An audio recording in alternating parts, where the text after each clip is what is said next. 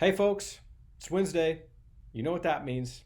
Time for a refresh, which when I first started doing this over 3 months ago, I never anticipated a time where we would need encouragement on the level I feel like we need it today. Maybe I'm the only one, but the more I watch the news and interact on social media, it just feels like our world is falling apart. I mean, between the COVID and the riots and the activists and the fear mongering and the pace at which some of these, quite frankly, ludicrous ideas are moving forward, I no longer feel nervous for my kids' future. I feel nervous for my future. Now, there are absolutely some positive changes taking place, so I want you to hear me say that. But there are also some ideas that, as a student of history, I know lead to a dangerous place, and the next couple of months could have drastic implications for our current realities. But here's the thing, and here's why I'm glad you're tuning in for this.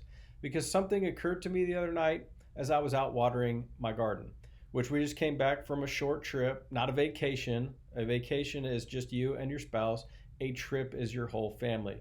So when we left for our trip, we arranged for our niece to water our garden. This ended up not being necessary because we got enough rain to hold us over until I got back.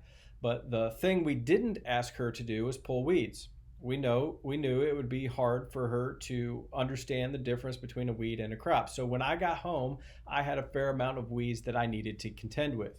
Which, if you know your Bible, you're thinking, I'm going to talk about how God hasn't asked us to pull weeds. He'll deal with that when he comes back. Wrong. What occurred to me is how, even though there were some weeds, my vegetables did what they've always done. In some case, for thousands of years. They grew. They produced a crop. In a few weeks, they'll drop their seed and start the process all over again. See, for the most part, plants are not worried about everything that's going on around them. They don't look over at the green bean planted beside them and say, well, you didn't grow today. I guess I'll just be content with laying here too. No, every day they grow, they mature, they ripen just a little bit. And to push that analogy a little further, in my garden, I practice companion planting because if I plant carrots by my onions, the onions repel pests. And if I plant basil by my peppers, and marigolds are awesome because they repel mosquitoes and beetles and deer. And in short, certain plants help each other grow. Now, other plants actually harm one another. So you don't want to plant onions by your green beans, for example. But here's where I'm going with this. The Bible frequently refers to us as a crop, and God asks us to bear fruit. In fact, Galatians 6:9 reminds us that at the proper time, we will reap a harvest if we do not give up. So here's what I'm trying to encourage you with this week. Let's not give up. Let's focus on three things. Number one, growing ourselves.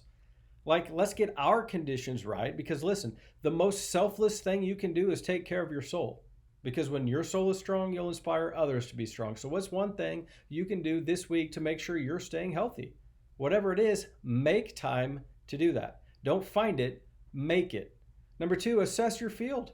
Make sure you're planted in the right spot. We don't need somebody's garlic jacking up the flavor of our peas. You tracking with me? Some of you are listening to the wrong voices and you're giving permission to people who shouldn't have a place in your life.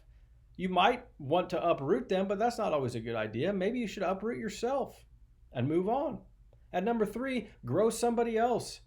Let's focus on being a good companion plant.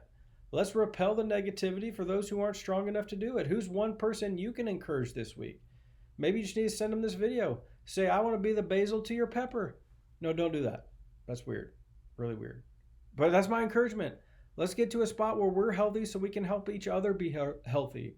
And let's be careful about who we're listening to because one bad apple can spoil the bunch. And you're strong, so be strong. You got this. We're in this together. We don't violently need to rip out weeds. Sometimes they'll go away because of our strength. That being said, we're still making plans to reopen this weekend. You might have seen the news where the governor mandated that masks are to be worn in public, which admittedly I thought that's going to make preaching a little awkward. That's going to make singing kind of hard with a mask on. But then legislators started tweeting out how the governor can't legally make anyone wear a mask. So I don't know what's going to happen with all that. But here's what I do know.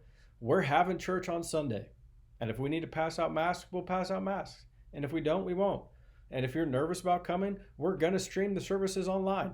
We're working all that out right now, and we should be ready to go with it by this weekend. But no matter if it's online or in person, you can always count on New Anthem to be a safe place for you to explore God and ask questions and discover His purpose for your life, because you matter to Him and you matter to us. But that's my 5 minutes or less. God bless.